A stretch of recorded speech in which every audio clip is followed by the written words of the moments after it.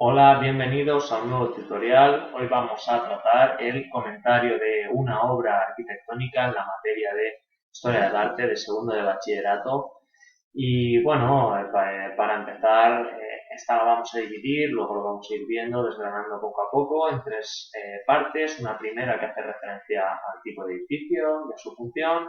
Una segunda parte que va a ser el temido análisis estilístico y formal. Y finalmente una tercera parte que da referencia a aspectos como sus influencias, contexto histórico, el encuadramiento espaciotemporal, etcétera, etcétera. Bueno, para empezar y hablando un poco sobre arquitectura, a modo de introducción, podemos decir que siguiendo las pautas que Vitruvio nos comenta en su obra de arquitectura, bueno, a grandes rasgos, la arquitectura descansa en tres grandes principios. Por un lado, la belleza, es decir, el aspecto formal, aspectos estéticos, lo que se conoce como venustas en latín. En segundo lugar, la firmeza, firmitas, es decir, ese aspecto de seguridad, de estabilidad, esa estructura que va a soportar el edificio. Y en tercer lugar, la utilidad, utilitas, la función a la cual está destinada este edificio, ¿no? Por lo tanto, bueno, ya como podemos observar, podemos definir, ¿no?, la arquitectura como ese equilibrio entre estos tres factores y que van a dotar a estas obras, ¿no?, de ese carácter utilitario, bello y a nivel constructivo los aspectos que, digamos, van a hacer que se levante. Bueno, comenzando por la primera parte, es decir, el tipo de edificio y su función. Bueno, a grandes rasgos tenemos cuatro grandes funciones: para qué sirve, para qué se construyen los templos. La primera es a nivel civil, la segunda a nivel religioso, la tercera a nivel funerario y una cuarta a nivel conmemorativo. Bueno, vamos a ir viendo poco a poco, ¿no? En primer lugar, a nivel civil, bueno, tenemos funciones prácticamente básicas, ¿no?, como es decir, la convivencia, como puede ser en este caso la Villa Capra, ¿no?, en el Palacio de Vicenza del siglo XVI en Italia, o por ejemplo la Casa Milà, un ejemplo modernista más contemporáneo. También tenemos otras funciones que pueden ser la función de palacio para albergar huéspedes, para albergar grandes personalidades. Bueno, también nos encontramos otro tipo de funciones como pueden ser para espectáculos muy típicos de la época romana, pero también incluso de la época contemporánea. Pensemos en los estadios de fútbol. También funciones totalmente institucionales como puede ser el Ayuntamiento de Salamanca, etcétera, etcétera. También nos encontramos dentro de estas funciones civiles, ¿vale? Bueno, pues aspectos como el cultural, estamos ante la Ópera de Sydney.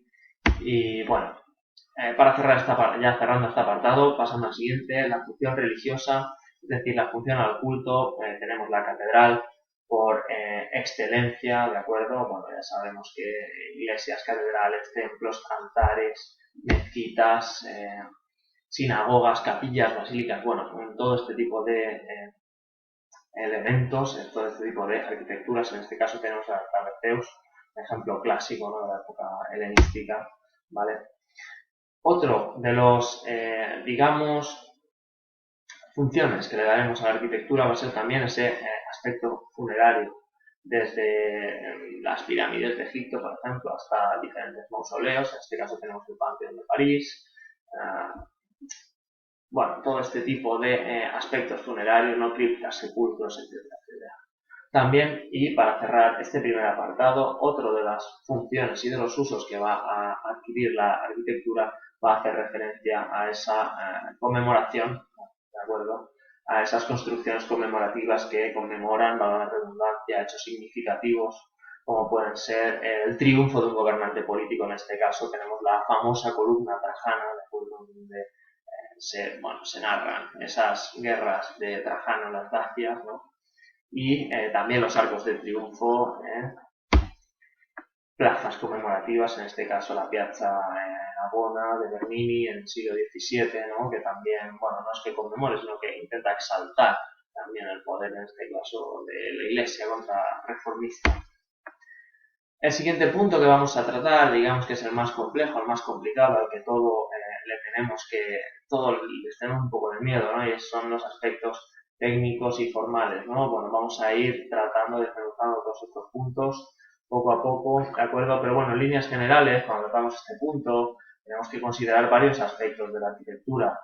Y es, por un lado, ese espacio interior que va a, digamos, sostener la arquitectura, así como también el espacio exterior y también, ¿por qué no? Y es de gran importancia también la ornamentación que va a tener este espacio, ¿de acuerdo? Así que el primer análisis que debemos hacer es el medio de representación de la obra, es decir, si nos encontramos ante una fotografía de edificio al completo, la fachada, la planta, el alzado, una sección, la axonometría, es decir, la visión periférica o aérea, ¿no? De la imagen, ¿no?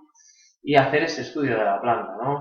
Bueno, aquí tenemos una planta, aquí tenemos planta y alzado, en este caso Santa María del Mar, Barcelona, Catedral Gótica, ¿de acuerdo? También tenemos esa axonometría o esta vista aérea, ¿no? La cual también debemos de hacernos referencia, ¿de acuerdo? Un segundo punto, ¿no? Aparte de la distribución que tenga, es decir, si tiene una planta cuadrada, rectangular, poligonal, basilical, redonda, es el eje predominante, ¿no? En el cual va a descansar la arquitectura. Si es longitudinal, si es centralizado, si es vertical, horizontal, describir las diferentes dependencias, como por ejemplo capillas anexas, torres, ábsides de las catedrales medievales, naves con las que cuenta, ábsides, etcétera, etcétera. ¿De acuerdo?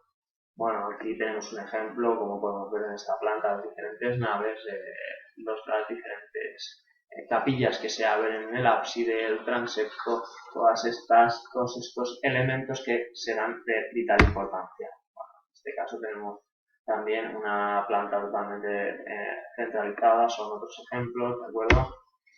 Aquí también se nos muestra, ¿no?, esta vista aérea, ¿de acuerdo? Desde la parte superior. Y pasando al siguiente punto ya tenemos que mencionar lo que son los materiales, ¿no? Es decir, los elementos técnicos en los cuales van a ser sustentados, ¿no? Todos estos elementos.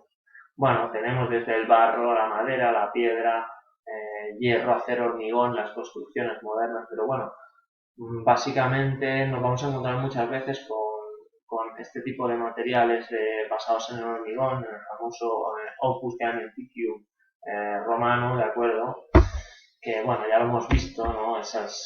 Esas diferentes, esos trabajos diferentes, cómo se realizan con materiales irregulares, la típica mampostería, el Caementicium, ¿no? Que son los más habituales, ¿de acuerdo? El Craticum, el Incertum, bueno, los hemos visto, pero básicamente nos vamos a encontrar casi siempre con mampostería, Caementicium, etcétera, etcétera. Bueno, también el acero, ¿no? En este caso la Torre Eiffel, ¿no? Un ejemplo modernista, ¿de acuerdo?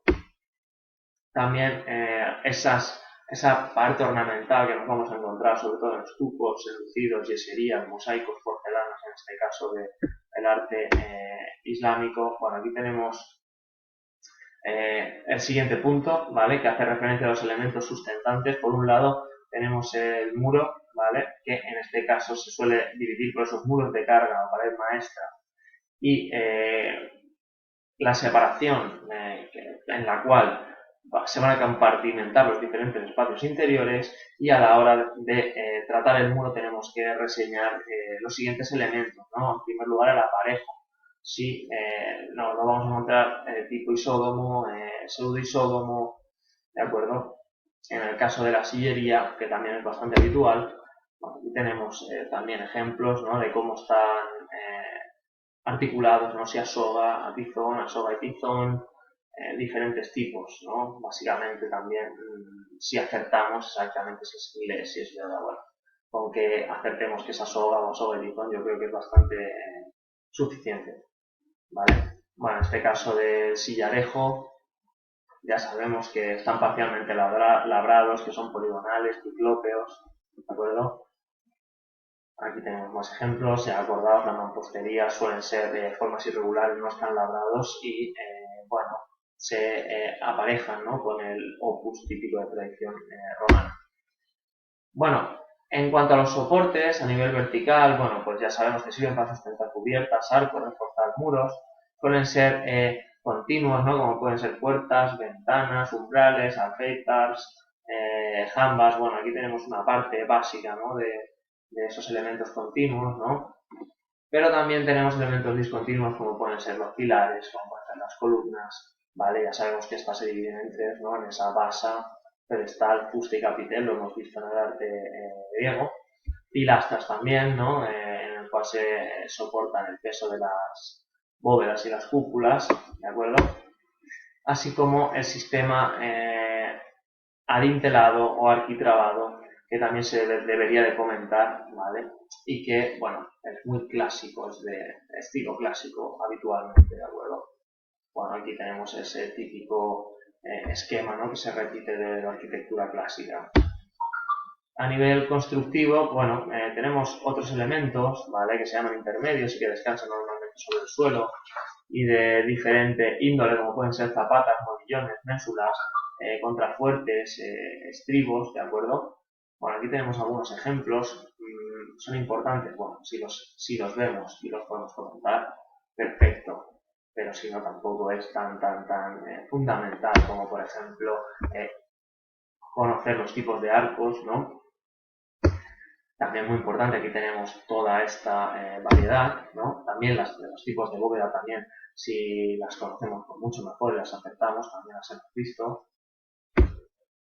Y también, bueno, esos elementos,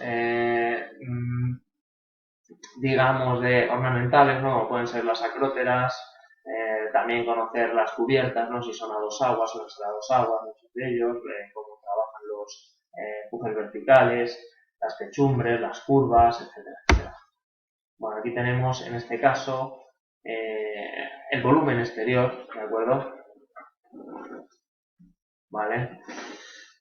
¿Cómo se articula ese volumen exterior, ¿no? El de un edificio, bueno, qué forma tiene, cómo, digamos, se proyecta hacia el exterior, la apariencia, esa valoración estética, etcétera, etcétera. Bueno, aquí tenemos otro ejemplo. Aquí tenemos, por ejemplo, un ejemplo, ¿no? Como va la redundancia de las pirámides. En este caso, San Clemente de Raúl, ¿de acuerdo? Otro ejemplo, ¿no? De ese volumen exterior en forma, bueno, ese eje vertical, como se levanta hacia arriba, ¿vale?